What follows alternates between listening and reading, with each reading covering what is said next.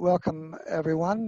My name is Gerald McLaughlin, also known as Jerry. I am sort of a long-term space advocate, starting in the 50s, and kind of got disappointed with the sort of loss of funding for NASA and so forth, and took a biomedical research career mostly, but I have donated to assorted societies and advocated groups, and I'm getting a little more busy in it.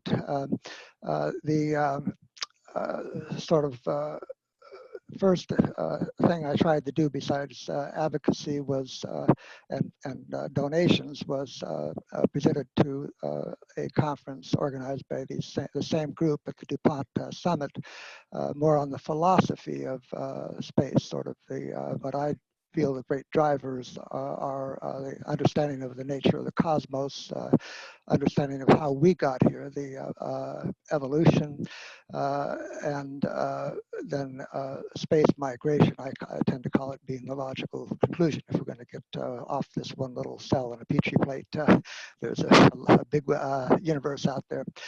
So that was the philosophy of it. I happen to have met one of the speakers who will join us a little later, we hope, Bill Gardiner, who has been a long-term advocate of space also, and has taken the specialty of nutrition and carcinogenesis and similar themes with the National Space Society and other organizations, the MAARS Society. And he got me interested in this, and he actually referred me both to Dr. Lustig, gave a wonderful YouTube talk with a bunch of keto advocates, and he gave a very interesting, balanced presentation there. And he also introduced me to Susan, who is a remarkable worker in the area of extreme environments and all things involved with sort of preparing people for extreme space ship dwelling for a long time, and perhaps space settlements like on Mars. And she's actually doing education training in that area, and that, I thought that would fit nicely with the conference. So that's kind of the background. I've given my 5-minute plus, no, I got 2 more minutes, presentation. I will briefly introduce Dr. Lustig. He has been a practicing pediatric specialist with background in endocrinology, an incredible regulatory step for the network for the body, and has published about 200 works in this area, 4 and 1 pending 5th book on the topic of nutrition. So what should be the optimal nutrition for human society, and can we co-develop that both for the whatever 7+ billion people on Earth, and would that also translate to what would work and how could it be adapted to space settlers or space dwellers? So I'll, and then as I mentioned, Dr. Jewell has been doing the other things, and I've introduced Bill already. So I'm going to turn it over now to Dr. Lustig. Dr. Lustig. Thank you so much, Dr. McLaughlin. My pleasure. My pleasure to be here. I have to tell you that I am also a space nut.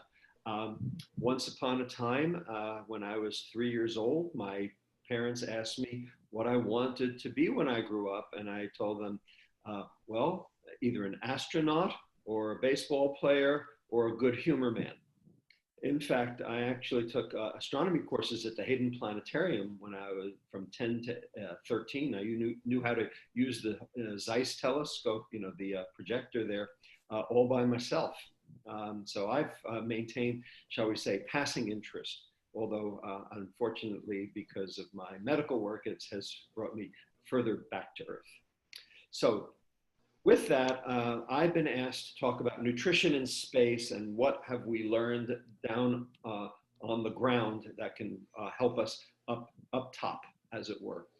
So the talk is, I call the Tang Dy-nasty, and the reason you'll see in a minute is because what we're eating up there and down here is actually pretty darn nasty. So what can we do about it? What is wrong and what can we do about it? I will spend most of my time talking about what is wrong, and then hopefully we can have a conversation about what we can do about it.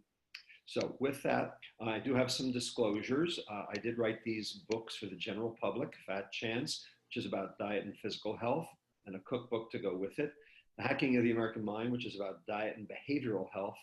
And this book here, Metabolic, will be out on May 4th. And you'll notice the subtitle, The Lure and the Lies of Processed Food, Nutrition, and Modern Medicine, where I will explain how we got to where we are today and why it is so friggin' broken, and how nothing we can do will fix it unless we actually turn to real food.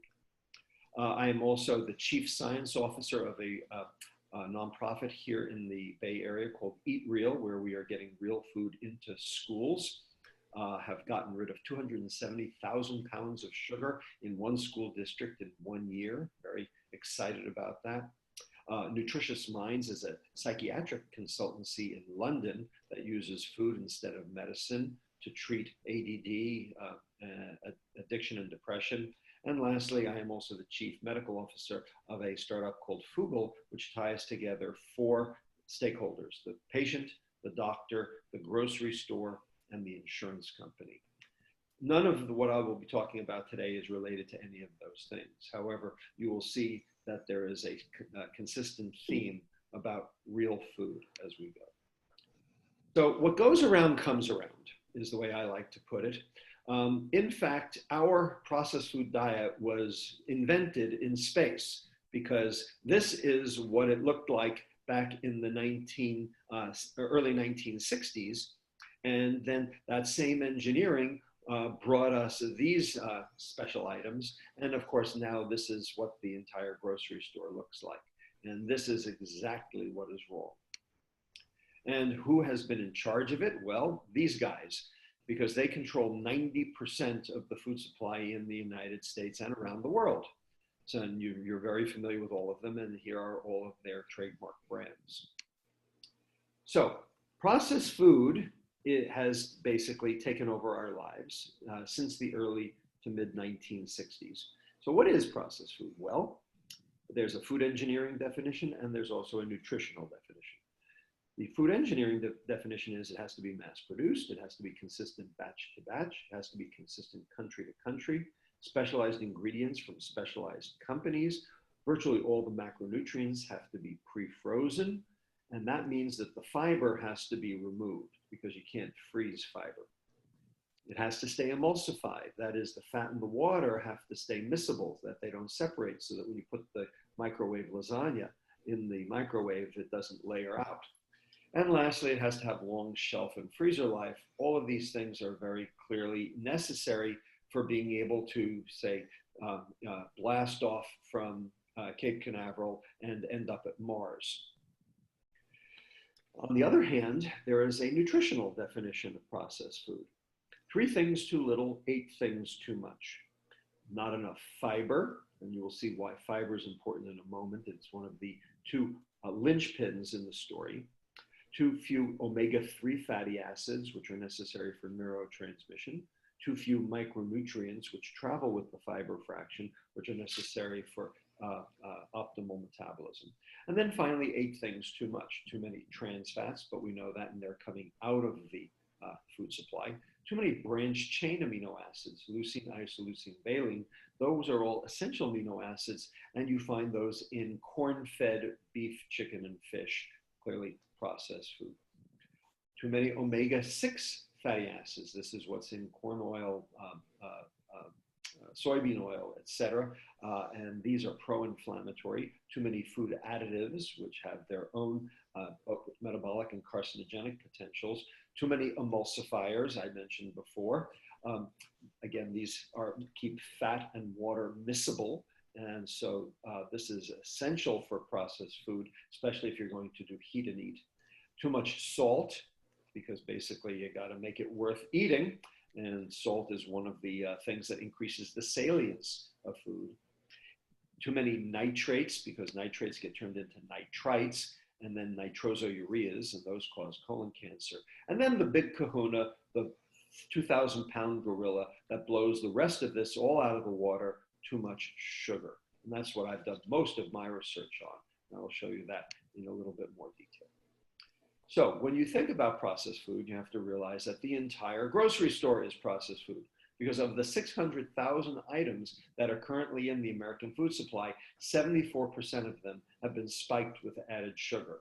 And that's not for our benefit, that's for the industry's benefit, because they know when they add it, you buy more. Conversely, salt has also been thought to be a sign of processed food, but of 4,000 packaged items that were looked at, only 50% of them have greater than the recommendation for added salt. Therefore, sugar is the marker for processed food. And what I would like to, I'm sure this is not, is bringing coals to Newcastle, I'm sure you know this. Processed food is high sugar, low fiber, while real food is low sugar, high fiber. And that's the way you need to think about this for the rest of this talk and hopefully for the rest of your life. So processed food clearly is related to weight gain. Processed food availability in Europe correlates with weight gain. Processed food correlates with BMI gain in the United States in terms of fast food receipts as well. And when you do the adjusted model, you can see clearly that even when you take into account all obesity, poverty, and other factors that are associated, you still end up with a very significant effect of processed food. And here is just the prevalence of obesity in these countries in Europe. And you can see UK is the fat man of Europe very clearly, and they have the highest processed food consumption right there. We also know that processed food has a major effect on cellular metabolism. This was work done at NIH by Kevin Hall, where they basically gave people matched diets in a crossover fashion that were either unprocessed or ultra-processed.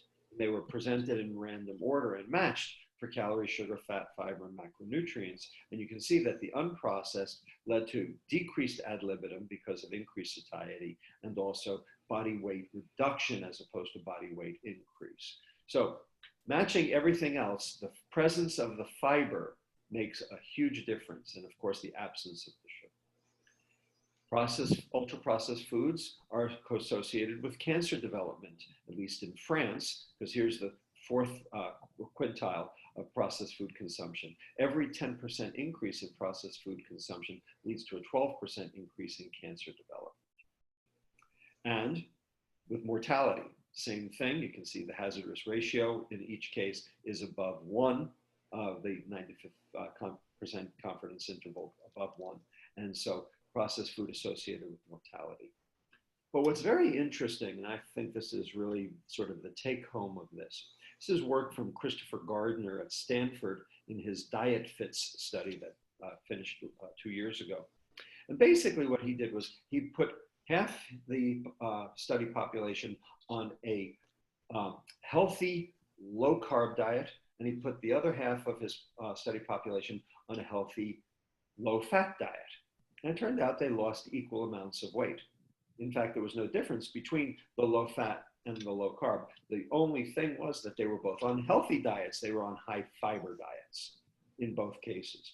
And so it is likely not the macronutrient, but rather the presence of fiber, which of course processed food is devoid of, that makes a big difference. And of course, sugar is, again, the primary driver of a lot of this. You can see here that our ancestors getting fruits and vegetables, occasional honey out of the ground or from trees back in 1820 consumed about 4 to 5 pounds of sugar per year. Here's the growth of the sugar industry during the 19th century with C&H and Domino, Texas, Louisiana, Hawaii, reaching a stabilization here in the early 1900s when price equaled demand. And here's the rationing of World War II right here. which then came back up to the same level. But here's the advent of processed food around 1965. And you can see that there was a slow up creep. And then when we started substituting high fructose corn syrup for sucrose because it was half as expensive and it was miscible, so you could actually add more without it precipitating or crystallizing out, we went even higher because, again, as the food industry learned, when they add it, you buy more. In fact, 56% of the food sold in America is ultra processed, not even just minimally processed, but ultra processed. That is, 5 or more ingredients and macronutrients have been dissociated from their matrix. And this accounts for 62% of the sugar in the American diet. 16% of that is in beverages, 28% in sugary products, cakes, candies, some of it in fruits and vegetables like fruit juice, starchy foods and breakfast cereals here. So you get the idea. It's in everything. And in America, it's this stuff, high fructose corn syrup, 63 pounds per person. But you should know that only the US, Canada, Japan, and very limited exposure in Europe use high fructose corn syrup. There's no high fructose corn syrup in the rest of the Pacific Rim or Australia or the rest of Europe. Bottom line, they have just as much of a problem, and it's because sucrose is just as dangerous. It's just more expensive. So therefore, they tend to use less because of its price. And you can see why this would be, because this is high fructose corn syrup here on the top. 1 glucose, 6-membered ring, 1 fructose, 5-membered ring. High fructose corn syrup is about 55% fructose, and it is this fructose molecule that is particularly egregious because it is metabolically different and metabolically detrimental to liver metabolism. But here's sucrose down here. You'll notice 1 6-membered ring, glucose, 1 5-membered ring, fructose. O-glycosidic linkage linking the two. The enzyme sucrase in your intestine cleaves this in about a nanosecond. You absorb the two moieties separately. They go to the liver, cause the same level of damage. So all of the studies that pit high fructose corn syrup against sucrose show no metabolic difference. That's exactly right. Reason? They're both bad. They're both equally bad. So it's not that high fructose corn syrup is worse, it's that high fructose corn syrup is cheaper. So when you look at added sugar as a whole, and that includes sucrose, high fructose corn syrup, maple syrup, honey, agave, in this study that looked at the NHANES population over a 20-year period, what you see here is the histogram here is the percent of calories as added sugar in the American diet, in American adults. And it basically has a median here of 18%. This red line here is the hazard risk ratio for death from heart disease in that same population over that same period of time. And you'll notice that the inflection point here is at 15%. So what does that mean? That means that more than half the US population has an increased risk of dying of a heart attack because of their added sugar consumption. And it turns out it's not just soda. Yes, soda is particularly bad, sugar beverages. And you can see here, even after adjusting for adiposity, the 95th percentile confidence interval does not cross 1, this is statistically significant. But fruit juice as well. And everyone says, oh, fruit is healthy, so fruit juice must be healthy too. No, it is the fiber in the fruit juice that is healthy. The sugar is actually the bad guy.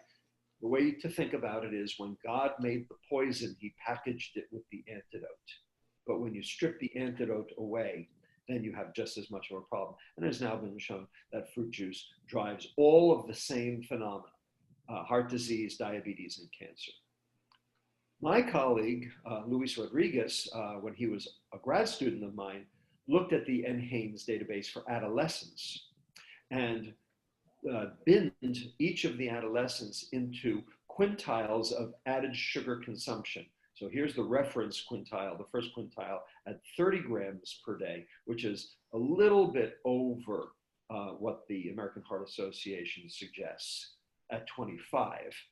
But here's the fifth quintile at 186 grams of added sugar per day. And what you can see is that as the quintiles go up, the odds risk ratio for metabolic syndrome advance as well. And by the time you get to the fourth quintile, you have a 10-fold increase of metabolic syndrome. We then looked internationally at the FAO, the Food and Agriculture Organization statistics database.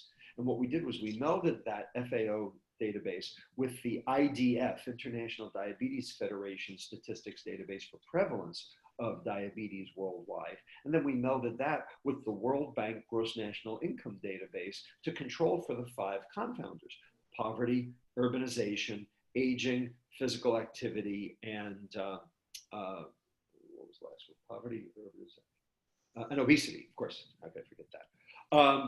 And what we found was that only sugar generated a signal in terms of diabetes.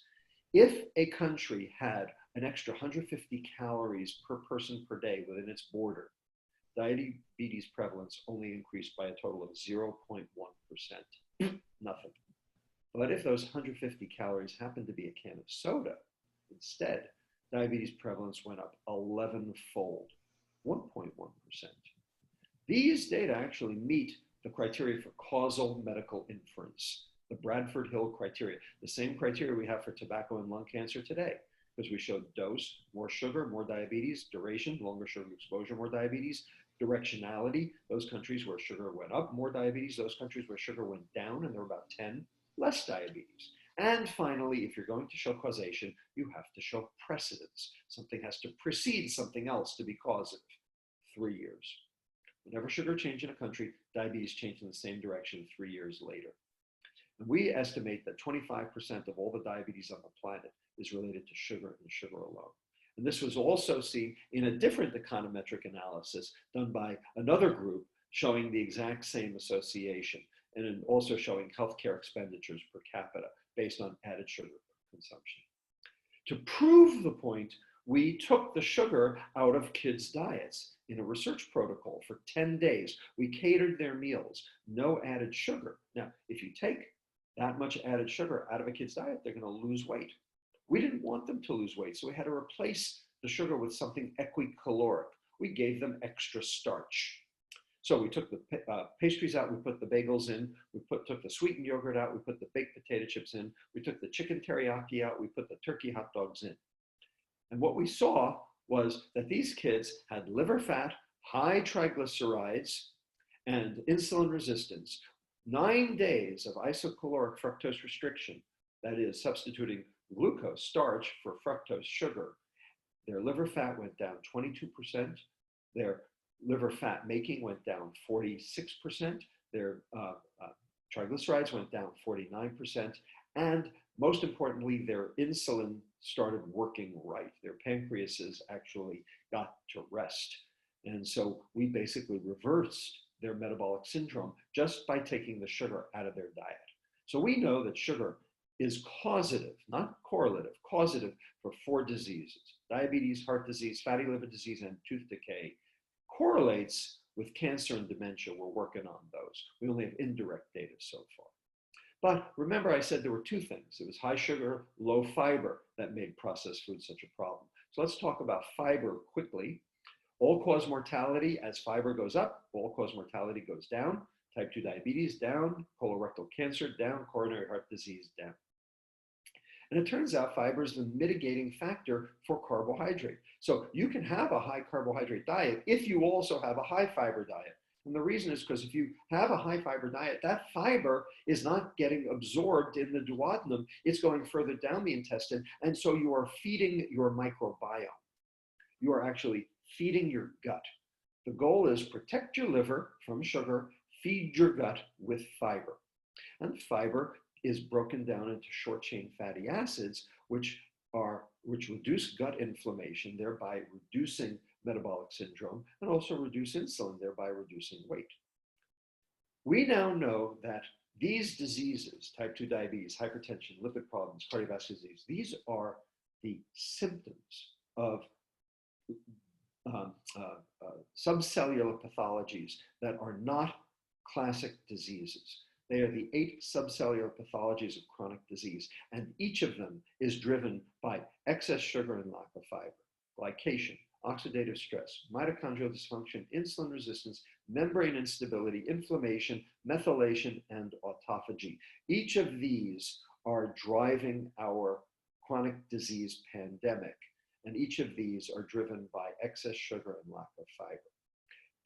As an example, on this side, we have a look at the glucose excursion of type 2 diabetics. As you can see, pretty darn high, going above 200 consistently. And if you put these people on a low-carb diet, you'll notice you get a much lower glucose excursion. This is the keto movement for just this reason, to reduce glucose and reduce insulin. But take a look over here. On the same scale, okay, you can see that a high-fiber diet does just as well as a low-carb diet. And the reason is because when you put people on a high-fiber diet, that fiber is keeping the carbohydrate from being absorbed. So you are protecting your liver and feeding your gut. Finally, I'm going to close by bringing this same slide back that I showed you before, where processed food entered our world. And now I'm going to superimpose on this the percent of GDP, American GDP, spent on healthcare for the same period of time. What do you see? When processed food entered our world, that's when healthcare costs started to climb. And they continue to climb, and they will continue to climb until we solve this problem.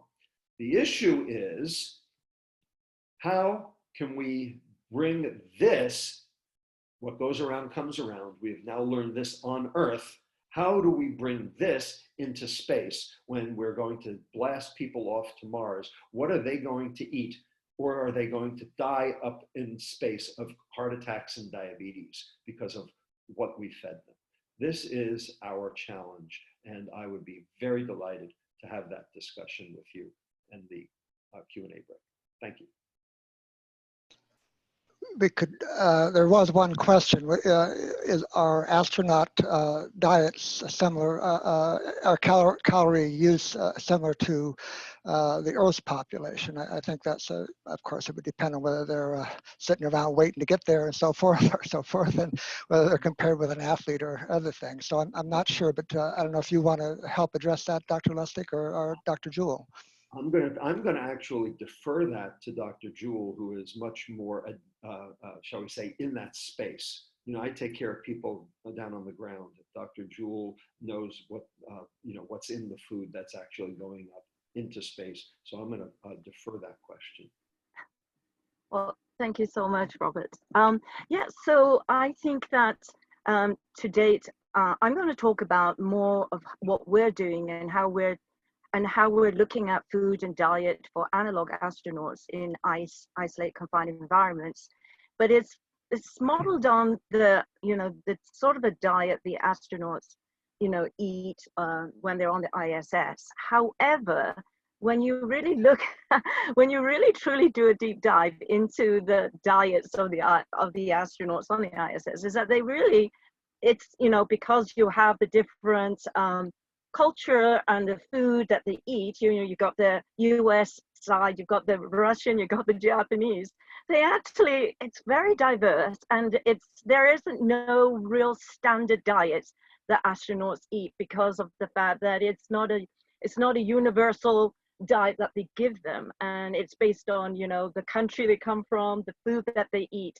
And that's really interesting, because what we're trying to do, and I'll talk a little bit about that in my presentation, is how do you make a universal diet for long duration space flight, and then one day on the surface, you know, of a off-world planet, whether it's Moon or Mars, because it's going to be very different, right? And then I think the biggest challenge is, how can you produce those items, those food? How can you cook them in these different gravities? That's a huge problem that I will address a little bit in my presentation when we went to high altitude in Nepal and Everest. Like, there are certain items of food that you can't cook at high altitude because of the pressure changes and so on and so forth.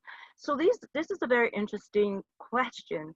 And so far, I don't think we've really established, or any space agency have established, a universal diet / nutrition for the astronauts. It's very subjective, and, you know, it's also very cultural. And I think that's one of the challenges. Yeah, I appreciate that, and I think it relates to, you might say, the overall concept that you show commonalities about the general types of food and other things that promote or detract from health, and so it could translate. And again, what astronauts will probably be prone to do is eat what they've been eating and behave as they've been. So in a sense, you have to fix the one, if you're going to fix it, to have them a great pulling from the population that will be willing to take a diet that might give them another decade or two of really productive life if they're out there and not able to, not coming back, and the cost that it takes to get them there might be offset by that extra couple of decades of healthy life, is my impression. Now, we were going to have a talk by William Gardiner at this time. He hasn't yet joined us. He was multitasking with the MAARS conference, which is running in parallel. And I would say briefly that the last contest that he ran was sort of focused on is keto the answer, which I think Dr. Lustig very capably addressed a little bit. And indeed, the contest awardees came up with, it's not just low carb, and indeed maybe a little fiber and so forth is helpful. And what he's thinking of for next year in this contest, again, sponsored by the National Space Society, I think, is there a way to reset the metabolism, and how would you address that with particular types of diet? Again, making a plan for your optimal diet, but what do you think of unusual interventions? And the one we've been discussing has been fasting. I've been impressed by Jason Fung of Toronto, another MD who's published a number of books, and mostly about diabetes, reverse type 2 with fasting, and it's another book is coming out soon about cancer on that. So that if you're interested in that contest, and if this is an education, if you have students who might be interested, if you want to attract dietitian metabolism people toward helping with the space education and other things, send one of us an email. We'll refer it on to Bill, and he'll give you the details of the contest. Hopefully he'll join us later, but rather than try to present what we have as a draft of next year's and last year's contest, I think it might be more reasonable to move on to Susan Jewell now to talk about her remarkable almost real world evaluations of all kinds of parameters with promising potential future astronauts, or those who are going to go into STEM type things and contribute very generally to society for improved nutrition or other things. And I think that's been one of the great benefits from the many people who were lured by the concept of becoming an astronaut or something, also becoming great contributors in engineering or whatever else across society. So Dr. Jewell, if you want to take it over, thank you. Thank you so much, Jerry. I will put myself briefly on video, and just so I could say hello to everyone. And thank you so much for inviting me to this panel. So you can see my background. I'm actually in the middle of the Mojave Desert in one of the pods of base camp that we actually deploy our in-person analog astronaut training missions. But we're right in the middle of Mojave, so it's very isolated and remote. It's actually 35 minutes from the Mojave Spaceport, and this is in California. But also, it's very close to the US Air Force, the Edwards Air Force. So now and then they do sonic booms with the jet fighter testing. So if I'm presenting and you hear that, it's not an earthquake, right? It's actually a sonic boom. But because we're actually in the remote area, my Wi-Fi is a little bit unstable. Well, it's actually quite unstable. So I'm going to save some bandwidth, and I'm going to put myself on, take my video off, and I can present. So with that, then I will do that, and I'll share my screen. And so, okay, let's share the screen. And you can tell me, Jerry, if you can actually see my screen. Just came up. Wonderful.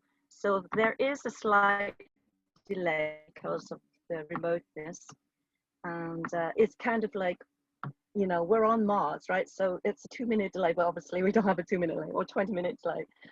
We're on the lunar surface, let's put it that way. And actually that's exactly what we are doing now here in the Mojave Desert. So a little bit about myself is that for the last 30 years, I have been in the field of medicine, but in very different areas, from clinical, translational, molecular, and now space medicine. So for all that very vast background, I've incorporated into the vision of how do we actually provide medical care as well as health and wellness for the vision, which is what MMAARS stands for really, is how do we provide the support mechanism in integrating exponential technologies to allow humanity to become a multi-planetary species. That's a huge endeavor, right? Even if we were to like build the settlement on Moon and then deep space to Mars, you really, every time that you have humans in the loop, you really have to figure out how do you take care of the humans, right? It's not about just robotics, it's humans and robotics that we will see that coming to fruition in the next 10 years of the Artemis mission to the lunar surface and then eventually to Mars. So for me, I'm fascinated and I'm very passionate about, you know, incorporating the mechanisms and developing the innovation technologies that allow us to make sure that we not only survive in austere environments, which is space, also here on Earth, austere environments on Earth, but also that we can thrive. That's the key word. Thrive in austere environments. And one day, you know, when we become a multiplanetary species, and we don't find a solution to that problem, I don't think you will ever succeed in becoming a multiplanetary species. So here, and I will shamelessly do a little bit of a promotion for the organization, which actually has, it was formerly Mars Academy USA, and now is MMAARS, but we've been addressing this issue for the last 3 years, right? And so my talk is going to be more general, and it's going to encompass human factors. What are the countermeasures, mitigation, using technology for ensuring that that we train individuals to be always at their peak performance, optimize their, you know, their health and wellness. There are 3 P's, right? The psychological, the physical, and physiological.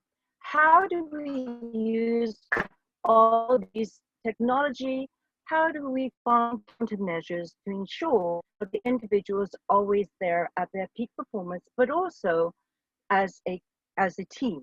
When you're working together as a team, there are many factors, it's multifactorial, that affects your performance, that affects your well-being. And so that's why we want to work in the field of analog astronautics, which is really, you know, a way for us to develop a model of how we can work and find new ways, new paradigms, new innovations to allow us to actually one day to live in on the surface of the Moon and on Mars. So with MMAARS, with the Mars Moon Astronaut Academy and Research Science, and our vision of sort of moonshot, we call it the Mars shot, is actually training commercial analog astronauts for the new space era. So it's not even about, do you want to be an astronaut? If you do, yes, certainly, right? You would really want to have this experience. What is it like to live in a confined, isolated, confined environment, in remote, isolated, austere environments, work together, you know, figure out, you know, what are the issues for yourself, sort of your inner space, as well as your, you know, your physical outer space. How do you integrate that together to be able to allow you to be successful, right, in your objective and goals, both individually and also as a crew? But at the same time, we also are interested in reskilling or uptraining professionals that can then eventually enter a new industry, the new space industry, which will in the next decade be new onboarded industry that we maybe haven't even thought of now, right? That you can enter into. So it's also an educational training program. So with that, a little bit about what we do is, yes, we're analog astronauts. In other words, we train you in an analog setting. What's an analog setting? An analog setting is an area on Earth that has similarities, whether it's geographic, whether it's the climate, environment, that has some similarities to an off-world planet. Obviously, in our terms, it's about the lunar surface or the Martian surface, right? So here there are certain areas on Earth, you know, that have those general characteristics that we designate as analog environments. And therefore we are, you know, analog astronauts because we're not in space, we're still under 1G, right? So we're analog astronauts because we put the caveat of selecting the crews and putting together, living in ice, which is isolated confined environments, and they live and work together, conduct technology, innovation, medicine, bringing in, you know, challenges and trying to solve them together as a group, as a crew. And so we deploy them in missions. So we've been doing that for the last 3 years around the world in different locations. That's our in-person, very immersive training missions. But now we're launching our virtual, because of COVID-19, we're launching the virtual astronautic training where you can now come in virtually at the training program because we have our training facility here in the Mojave. We allow you to come in remotely during that program and work with the crew team here that is actually based here in our Mojave training facility. So there are aspects of virtual training, you know, lectures, presentations, but then you can come in through the activities, you know, as well, and interact with the crew that's based here in our training facility.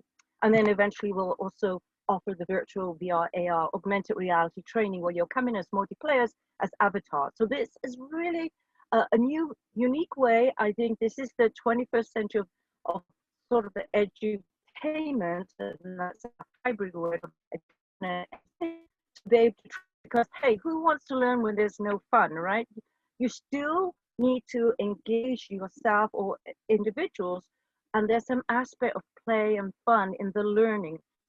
So experiential learning is really what we're about, and also fully engagement in offering you to learn in a new way using technology. So here, for the last few years, we've deployed crew missions. This is our in-person mission around the world. And up there, we call them different fidelities because obviously the fidelity means that it's more complex as you go higher, and it's a little bit more dangerous, right? So low fidelity here up left, and we reopened our mission just last month, and this was Crew 1126, and this is the first inaugural mission since COVID-19, and was very successful, that deployed here in our Mojave location. And we're building the first pioneering settlement, the lunar Martian settlement here, to be able to eventually be able to have over couple of hundred graduates that would live for maybe a year, 2 years in full ice in our fully, you know, enclosed settlement, and they would be able to really have that experience, build the model for a future lunar settlement and also a Martian settlement. What would it take, you know? And so that's where we are located here in Mojave. Then we've also deployed several missions to higher fidelity, to Nepal, and eventually we will be going to Everest. We were going to go in February at the Everest Base Camp, but COVID hit us, so we are going to deploy the Everest mission. Now, the reason why we go to high fidelity is because we want to look at what are the challenges for the 3 Ps. And that's very important for us. So the 3 P, as I mentioned, is what are the physical challenges, what are the psychological challenges, and what are the physiological challenges. And for those, you know, in the medical community and who are explorers and are mountaineers and you know, experts in climbing and trekking, to go to high altitude, the body needs to adapt and acclimatize to to the high altitude. And so for us, these high altitude missions is kind of the closest that you can get physiologically and also psychologically, by the way, that would be closest to what astronauts would be encountering in microgravity, that is low Earth orbit, right? And so to us, from a medical standpoint as well, that's very interesting for us to test. And we do a lot of technology development in our missions, and a lot of the data have come out in these missions, even though we're pioneering, and it's, last year was the first time we went to these high altitude. We want to do a lot more and collect more data, but it's also for us to test the technology in those very austere environments. So in our missions, we are not just, deploying the missions and don't have the support architecture. The missions are very much based on what NASA model of when they deploy the astronauts to ISS, right? It's a full behind the scenes, full remote team. So here's an example, especially for the high altitudes, because it's very dangerous. It's they could be life and death issues. And so we need to make sure, humans' safety, is always paramount. So in our missions, we do actually have multiple remote support teams. So here you could see the RMT is the remote medical team. These are licensed physicians, experienced in austere environments, space medicine, and so on and so forth.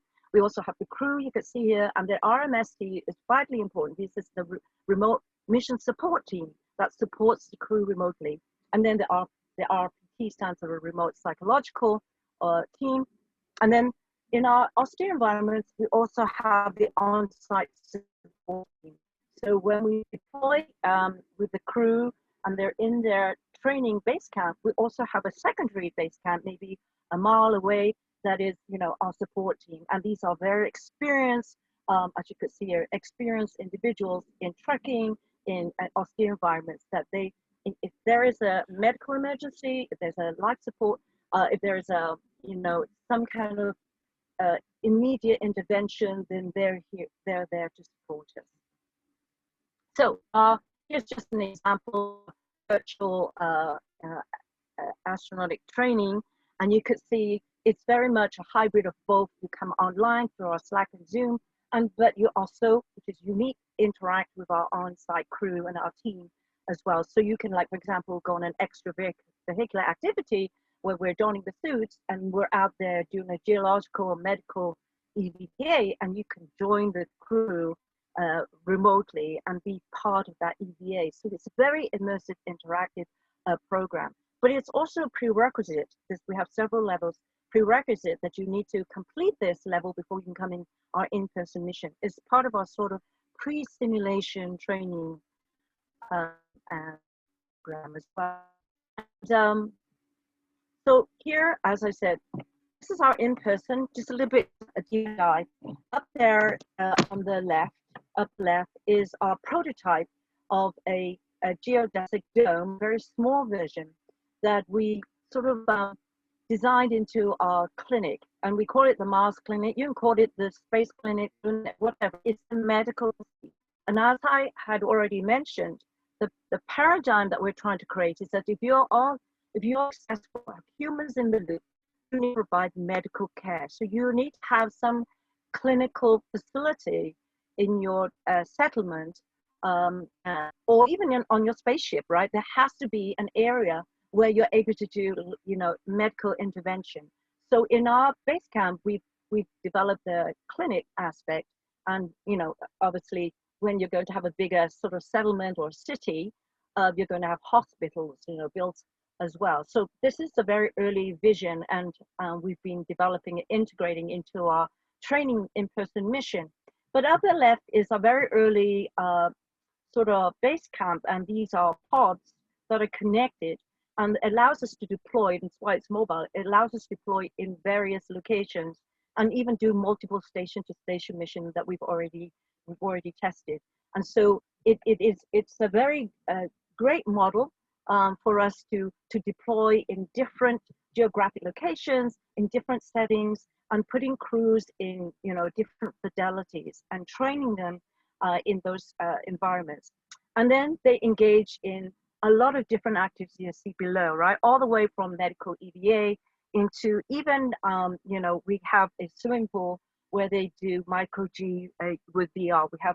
We developed a waterproof virtual reality. So now it's kind of like you can, NASA's neutral buoyancy lab, instead of being there, you can wear the VR and you can do a lot of the activities in the VR setting because it's waterproof. So that's a very interesting way to train the individuals, and all the way to incorporate technologies like robotics and telemedicine, which we'll talk about later.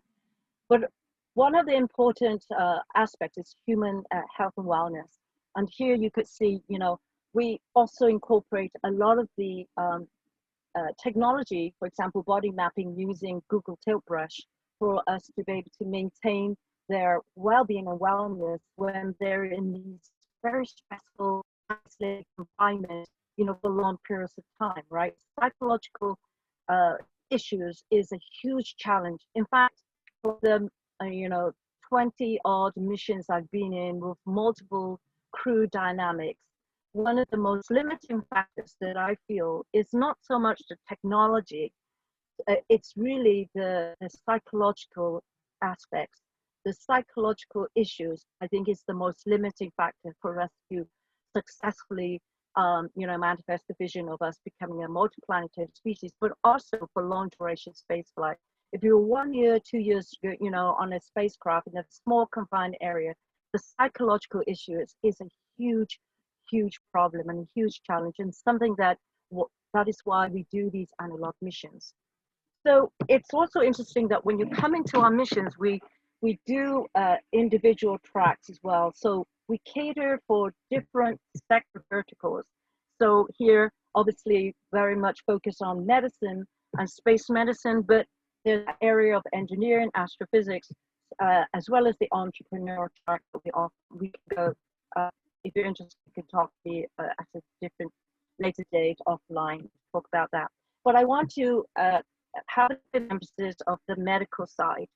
There are our R&D tracks is, as I said, very focused on a particular vertical in the STEAM, right? So STEAM, as we all know, is science, technology, engineering, arts, and mathematics, but I'm going to say STEAM and add ED, which is exponential technology and digital VR AR. So in our space medicine, medtech innovation, in the last few years, we really want to pioneer innovation using technology to be able to support the crews in austere environments and also, of course, in space. So here are several of the projects that we've been working on in the last few years.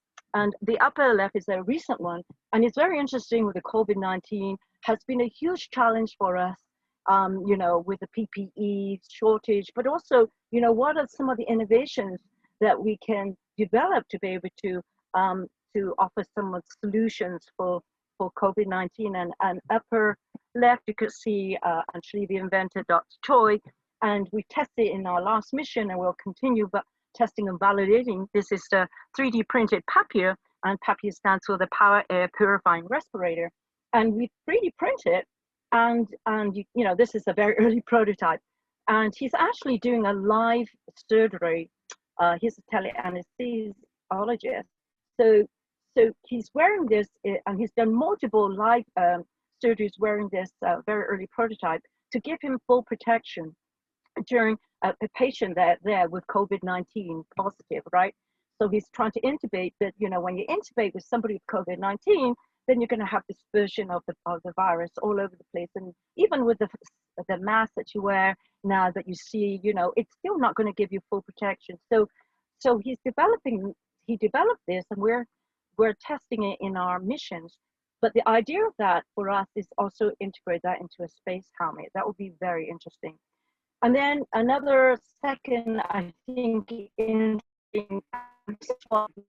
missions is innovation, being creative, and how do we solve challenges. And so this is a very early prototype. But we're now at TRL technology readiness level. at TRL 4. But this is an early picture of a solar power 3D printer. And now we can 3D print medical tools. You can see below, life support system off grid. As long as you have sun, of course, you have solar energy, then you could do that. And that's been really interesting when we went up to the AUSTERE environments in Nepal. And then we did this with a 3D printed vapor jet. This is going to change the way that we're going to offer surgery in space. This has already been 3D printed on the International Space Station, in space, 3D printer on the ISS by NASA astronaut Peggy Watson a few years back, 2015, and with Dr. Ishikita. He's the inventor, and we've been working on developing this and testing it, user testing, as well as validating this in our missions as well for our tele-anesthesia, telesurgery. So I'm going to move a little bit faster, and because I know I'm running out of time, but I want to talk a little bit about the vision, because of my medical background and why I think medical, to solve the medical paradigm for AUSTERE environments is vitally important if humans are in the loop for, deep space mission and settlement on the surface of a planet. So here's an example of our Mars clinic, the space clinic paradigm. And so I'm just going to say, we started this in 2014, tele-anesthesia and telesurgery, how to train non-medical, that's the key, non-medical crew individuals, right? Because these missions, when we select individuals, they can be a mix of either cohorts that are non-medical, they're engineering, artists, so on and so forth, or they can be all medical. But even still, even if you are medically trained, you might not be have specialization in tele-anesthesia or surgery. You're not a surgeon, you're not a tele-anesthesiologist. You might be a family practitioner, and nothing wrong with that. But maybe your skill set in those areas, you don't use it, you lose it, right? So it's interesting in our study in the last, since 2014, is how do we train the individuals in these settings to acquire the basic anesthesia surgical skills in isolated confined environments, right? And what is their acquisition of skills and their retainment of the skill knowledge over time? So when you have these crews living, even if it's 2 weeks, okay, that's too short. But when they're living in isolation in these missions for 6 months, 1 year, 2 years, totally isolated and confined, and having very little support remotely from medical teams, then we are interested in saying, like, how often do they need to, to relearn the skills? How often can they practice skills to ensure that they have the skills when it's needed? So here, this was in our crew in August, out in our settlement. And what's interesting, we also incorporated robotics. So the company Avatar Medic is actually developing the first humanoid robot surgeon. And here is a very early prototype using the robotic arm. And what we did here was training the crew, as you could see in the pictures here below, is that we had a remote operator operating the robotic arm, and having the crew working with the vapor jet. This is the inhalation and anesthesia device that's 3D printed, to have to assemble it and been able to allow build the system, as you can see in the bottom right, to be able to have the capability to conduct anesthesia, right, for the mannequin there. And so this was really successful in this mission, that we were able to have a remote operator in Las Vegas, about 150 miles away, to be able to work with the crew remotely and to be able to successfully assemble the vapor jet system. So we had talked a bit about that, so let's move on. And then in the last few years, we also integrated other training capabilities, technology. And here you can see, we 3D printed with the crew in missions in their isolated confined base camp. We actually used the solar power 3D printed, and they designed the medical tools, scalpels, hemostat, and be able to then, incorporate it into the tele-anesthesia, telesurgery training protocols, we also at the early, using a very early video goggles. This is way before we had, the Oculus and also HoloLens too, which is spatial computing, which is now what we're using instead of this very early, just sort of like a Google Glass, right? This was in 2015. And so this was interesting that these are individuals who are non-medical individuals in the crew that were very successful in one, learning the teleanesthesia surgical protocols and procedures, and be able to actually work in this environment with the tools that they were given and be able to acquire the skills. So this is just a quick slide to show the vapor jet that was 3D printed, and you can see all the pieces that be emailed and 3D printed remotely. And then, the different crews that were over the last few years assembling, learning, and then learning intubation, the mannequin, and then surgical training. So this was when we first started our teleanesthesia training of non-medical, medical analog astronauts. This was done in 2014. It started this whole project where the non-medical crew in the upper left were in a base camp, analog base camp in the Utah desert. And then the medical trained physician. Start video. Sorry, hello. So then here you could see, this was in Antarctica. So we worked with the Concordia station in Antarctica, and you could see that they were tele-mentoring the non-medical crew. And you could see here, this is actually in the analog station in Utah, and the crew there, that's a setup. And there's the crew learning and being mentored by the medical crew at the Concordia station. This is the medical team in Antarctica, and how they were training and mentoring for telesurgery and anesthesia there. And this was the whole setup with the high fidelity mannequin. Hello. And we used the Muse software. Hello? Hello? Hello? Hello? So quickly, here is the diet and nutrition for analog astronaut missions. And here you could see our crew, working in the missions where they cook and they have freeze-dried or dehydrated food. But in the high altitude, like I said, it's very interesting that certain foods cannot be cooked. And so we have to use the local Nepalese ingredients and the local Nepalese recipes and food to be able to feed the crews. And this is kind of our diet and nutrition project that we instilled in our missions. And you can see this very detailed project and what a lot of the surveys that the crew need to fill in. And last but not least, this is our green hab that we grow our own food in our crew missions. And I will stop here because I think I overran my time.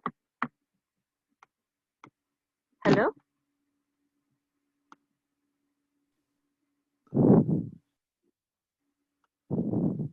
right, let's Hello? do that again. Have I lost everybody? Hello? Hi, Will Gardiner has just joined us. Do you want to say something about the space diet contest? Yeah, I've got this contest.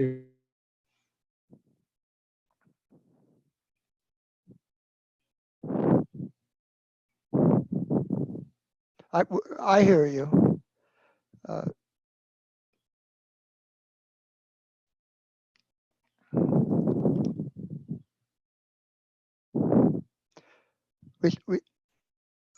I see it. Susan or Robert, do you see it? Yeah. Yes, I see it. Yes. They see it. Okay. Unmute. I keep getting an unmute message. I'll disregard it. Okay, so we've got a contest going here, and we started this in 2020 following presentation by a Harvard researcher about their research on longevity. And nowadays, this is the two issues are related, space flight and longevity, because there's a feeling that if we solve these problems to go to space, we will solve the problems to stay here on Earth and continue living here on Earth good, long, healthy lives. I dedicate this presentation to my son, Kevin Gardiner, who died in 2014. Apparently it started with an overdose of mercury in the vaccines that they were using at that time. I'd like to give special thanks to my Congressman Newt Gingrich, who encouraged us, NASA head flight surgeon Dr. Victor Schneider, who reviewed the first version of this presentation in 1986, when it was just an application to NASA for an SBIR grant. And Soviet Major General Vladimir Pegov, who took my paper that was not accepted by NASA and took it to the Institute of Biomedical Problems. And he said, thank you for that. That's what this picture is of him here. So what we know now is that we're going to explore new frontiers in gastronomy, as I say, geostronomy. Metabolic syndrome is a precondition in individual that makes the COVID-19 deadly. The high frequency of metabolic syndrome makes it a pandemic on Earth. Metabolic syndrome also makes individuals susceptible to the health problems of spaceflight, including SANS, that's space-associated neuroocular syndrome, bone and muscle loss, and radiation-induced cancer. So, and a principal marker of that is insulin resistance. And that is, I'm just scrolling through these. So, to prepare for going to Mars, get your diagnostics done, change your diet, find one that is comfortable for you and correct these conditions, okay? NASA's integrated health risk plan to spaceflight tops the list with space radiation exposure. Here's a picture of that. Glial cells, the red are the cancer cells. We had Dr. Chris Parada attend last year at our NSS conference, and he used curcumin to cure the symptoms of tissue damage at the National Space Radiation Laboratory at Brookhaven. But then we got this news that there are problems with curcumin. So we got to go back to the basics, the macrobiotics. You know, and a lot of you are probably familiar with this, drivers of obesity and chronic disease, dual mechanism. These are from Dr. Chris Noddy, thanks to him. Processed foods leads to nutrient deficiency. And I know you've heard from Dr. Lustig today about fructose and sugar. Processed foods percent of U.S. diet has gone up. Real whole foods only 29% by these measures. U.S. macronutrients, carbs have gone up, fat's gone down. Saturated fat's gone down. Causes of death in the U.S. have gone from mostly diphtheria and infectious disease from waterborne sources, among other things, and gone now to metabolic disorders, cancer, heart disease, all metabolic disorders. So the timeline for cancer deaths has gone up. There's a 62-fold increase in 200 years. Well, Dr. Lustig and others went through a lot of that. I think we have about 2 minutes left. Can you tell them what the deadline is for the contest and how they'd contact you to apply? Okay. All right. Well, let me get down to that part. I've got a slide for that. I mean, I'm just going to have to scroll. Well, they can't see your slide. You're just going to have to say it. Okay. All right. So we've got a contest on the Space Age Academy website. Just search on Space Academy website. That's Space Age Academy. We're in the process of putting up the 2021 contest. You'll see the results of the 2020 contest. There are winners there in their presentations. These are very smart, great young people, and we're so glad to have penetrated to them. And with Susan working on these analog missions, we're going to solve these problems. You can count on that. So thanks for the time, Jerry, and better luck next time. I've got a conference, got a presentation tomorrow on the Mars Society. Got a little tangled up in that today with times and everything. But you know, keep reaching everybody. We're gonna make this work. We're gonna get healthier, and we're gonna go to the rest of the solar system soon. Thanks, Jerry. Yeah, thanks, Bill. And I put up a last slide. Do people see that? It was a PowerPoint that basically asked the question, might helping to identify healthy, feasible diets also identify such for the Earth's populations? And key to the policy are education. How might governments, companies, education, and policy specialists help to define and implement suitable food production, delivery, and consumption? I'm thinking of that slide from Dr. Lustig that talks about the many companies that deal with food production and introduction. And I threw in Jerry? something related to the next year contest. Potentially might occasional fasting be investigated for especially off vehicle and off settlement where you're not usually able to eat for extended long periods. Are they going to be okay? Not eating, just drinking a little bit.